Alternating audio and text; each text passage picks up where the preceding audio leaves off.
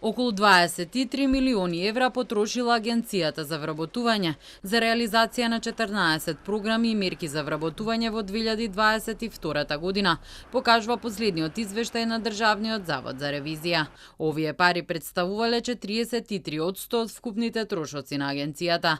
Најмногу средства били издвоени за поддршка за самовработување, речиси 10 милиони евра, потоа за субвенционирање на плати, речиси 5 милиони 800 илјади евра. Ревизорите при тоа нотираат дека не се правеле ранг листи за тоа кој треба да ги добие парите, туку тоа се вршело по принцип прв пристигнат, прв услужен, а не е почитуван и принципот на рамномерен регионален развој на 8 плански региони. Повисок износ е исплатен кај Скопскиот плански регион и планските региони во западниот дел од земјата, при што во поедини случаи надминувањето е и 2 пати поголемо, додека за планските региони од централниот и источниот дел на земјата е исплатен понизок износ од утврдената квота со одлуката.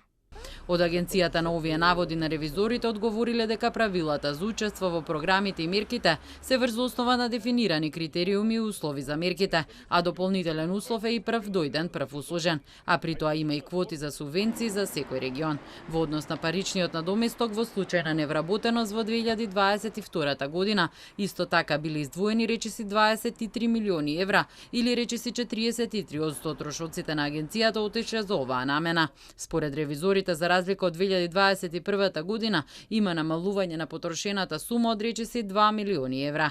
Со проверка на функционирањето на постапката за остварување на право на паричен надоместок на избран примерок на предмети за 2022 година, ревизорите утврдиле дека кај дел од анализираните предмети документацијата е некомплетна, а дел од документацијата се обезбедува или се изготвува по истекот на законски утврдениот рок.